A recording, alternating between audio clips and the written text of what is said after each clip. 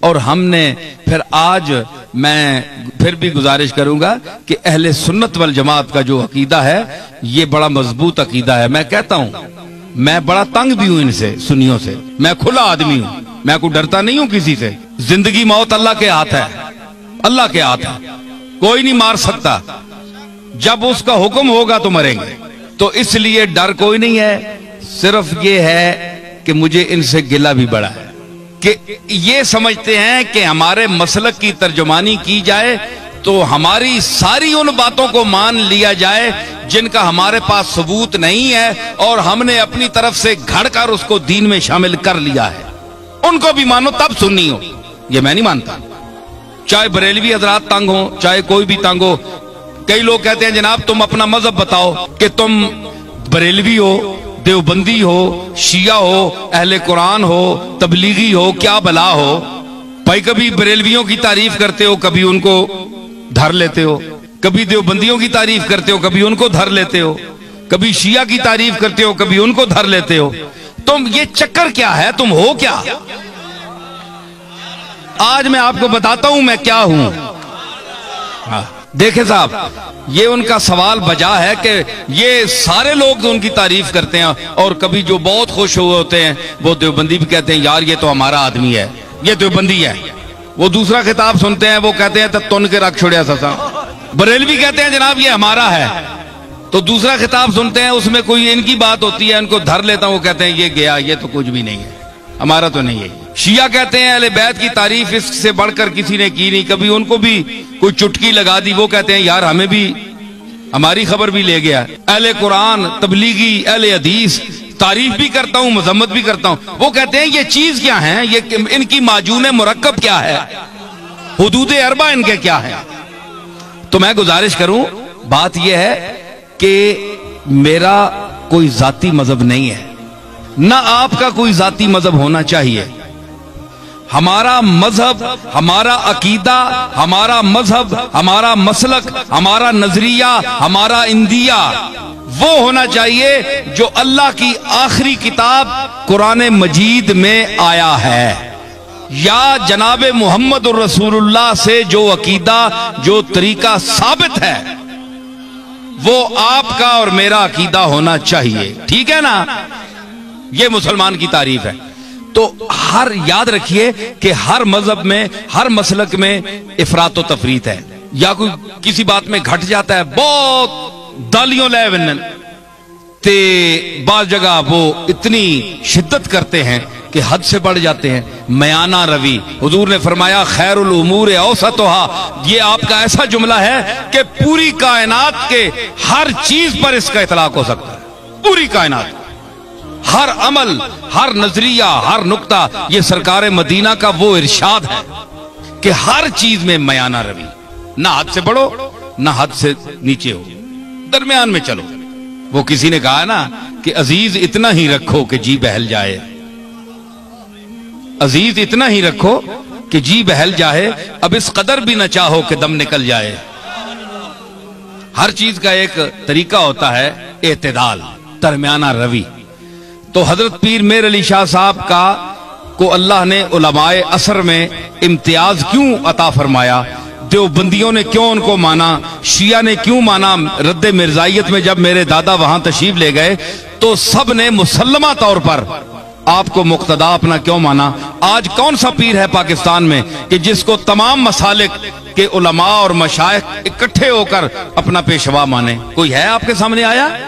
نہیں آیا, اس لیے کہ وہ خود معتدل نہیں ہے, وہ پارٹی کا بن گیا ہے, پارٹی کا ہو کر رہ گیا ہے. اس نے کہا ہے کہ میں نے, اگر میں شیعہ ہوں تو میں نے شیعہ کی حمایت کرنی ہے, چاہے شیعہ غلط ہے میں نے شیعہ کو ثابت کرنا ہے. دیوبندی ہے تو اس نے کہا میں نے دیوبندیوں کو ثابت کرنا ہے چاہے وہ غلطی کریں. بریلوی ہیں ان کو میں نے ثابت کرنا ہے چاہے غلطی کہیں, میں نے ان کی تائید کرنی ہے. پیر میر علی شاہ صاحب میں یہ خوبی تھی کہ اللہ نے ان کو علم وافر کے ساتھ عقل سلیم بھی عطا کی تھی, اور وہ میانہ روی اور اعتدال حضور کے اس ارشاد کو سامنے رکھتے ہوئے کہ خیر الامور اوسطھا, کہ ہر چیز میں میانہ روی اختیار کرو, حدوں نہ ودو تے حدوں لو بھی نہیں, تھلے بھی نہ وجو. اے تکو نا, اے ترکڑی تے تول لینا, تولتے ہیں نا تے او جی وچ لوہا ہونا ہے, اساں تکنا ہے دکاندار پہ یہ ایتھے بالکل جس لئے جا آویں جے نا سدھا اس ویلے تولا جو برابر ہونا انصاف ہے ترازو بچ ہے جی تے کئی جڑے او تے مولیاں نے پتھر مار چھوڑنے مار کے میں تکنا رہا ہاں مولیاں نے پتھر مار چھوڑایا یا ایمیں سودے نہیں چمک دیتی تو پلڑا اینج ہو گیا تو اساں جلدی جلدی پا دیتا تو مطلب ہے کہ دھوکہ دے دیا چکر دے دیا تو مطلب یہ ہے کہ وہ سودا وہاں جاتا نہیں پورا صرف ٹچ کر کے اس کو نیچے کر کے چکر دے کے چلے جاتے ہیں لیکن جو سمجھدار گاہ کو اس کو پتہ ہے کہ جب یہ بالکل تول میں صحیح آئے گا نا انصاف پہ آئے گا نہ ادھر جھکاؤ ہوگا نہ ادھر ہوگا تو پھر صحیح تلے گا اس کو کہتے ہیں اعتدال درمیان میں نہ ادھر نہ ادھر تو آپ بتائیں کہ سودا وہ صحیح تلتا ہے نا جو اعتدال پر ہو کنڈا صحیح تولتے درمیان کھلوتا ہو اور صحیح سودا تولنا ہے پیر میر علی شاہ صاحب کے میزان علم پر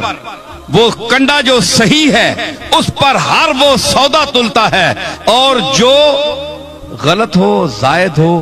وہ ادھر ادھر ڈول بننا ختم ہو بننا لوگ آ رہے جناب پیر صاحب عجیب آدمی ہے کسی کو انہوں نے کافر نہیں کہا کسی کو مشرک نہیں کہا کسی کے خلاف فتویٰ نہیں دیا سب کو کہتے ہیں مسلمان ہیں لیکن یہ ذرا ٹھیک کر لو یہ ٹھیک کر لو یہ غلط ہو تم یہ غلط ہو یہ ذرا ٹھیک ٹھاک کر لو باقی تم ٹھیک ہو پیر میر علی شاہ صاحب یہی کہتے ہیں نا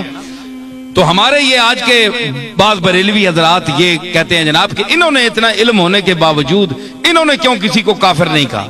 دیوبندیوں کو کافر کیوں نہیں کہا پیر میر علی شاہ نے اتنا بڑا عالم ہے اور دوسرے لوگوں کو کیوں نہیں کہا یہ بات جو ہے یہ آپ ذہن میں رکھیں کہ چاہے بریلوی ہو چاہے دیوبندی ہو شیعہ ہو کوئی بھی ہو اگر اس کے دل میں اس کے زبان سے ایسا جملہ نکلتا ہے جو رسول اللہ صلی اللہ تعالی علیہ وسلم کی گستاخی پر مبنی ہے وہ حضور کو لوگوں کی نظروں سے گرانا چاہتا ہے وہ دائرہ اسلام سے خارج ہے لیکن یہ چھوٹے موٹے مسئلوں پر جو موریں اٹھی ہوئی ہیں جناب یہ بھی کسی نے کیا کوئی یارویں کو نہیں مانتا جی وہ بھی کافر ہے کوئی فلانی چیز کو نہیں مانتا وہ بھی کافر ہے جو اذان کے پہلے الصلاۃ والسلام یا رسول اللہ نہیں پڑھتے یا اس کو منع کرتے ہیں وہ بھی کافر ہے یہ کوئی بات نہیں ہے یہ کوئی ایسی باتیں نہیں ہیں سوا ذات اللہ کے بعد حضور علیہ الصلاۃ والسلام کی ذات ہے اس کا احترام آپ پر بھی فرض ہے ہمارا بھی فرض ہے لیکن حضور نے یہ بھی فرمایا کہ مجھ کو اتنا نہ اٹھاؤ اتنی تعریف نہ کرو کہ مجھے اللہ کے جو ہیں اپنے عیسیٰ علیہ السلام اور عزیر کے ساتھ ملا لو جس طرح انہوں نے اپنے عزیر اور عیسیٰ کو اللہ کا بیٹا کہہ دیا تھا مجھے بھی تم اللہ کے ساتھ ملا دو کہ اللہ اور مجھ میں کوئی فرق ہی نہ رہے یہ بھی منع ہے یہ سرکار نے منع فرمایا ہے حضور کا حکم ہے بندہ بندہ ہے اللہ اللہ ہے سمجھ آئی یہ سرکار کی تعلیم ہے تو یہ سرکار کی اپنی تعلیمات پر ہمیں چلنا چاہیے اتنا بھی نہ آپ بڑھائیں کہ کل ہمیں قیامت کے دن حضور کے سامنے آپ حکم دیں کہ ان کو جوتے مارو تو اس محبت کا کیا فائدہ محبت تو وہ کرنی چاہیے جس سے رسول اللہ خوش ہوں تو ظاہر رسول اللہ اسی پر خوش ہوں گے جو آپ کے طریقے پر چلے گا آپ کے احکام اور آپ کی احادیث اور قرآن مجید کی آیات کی روشنی میں چلے گا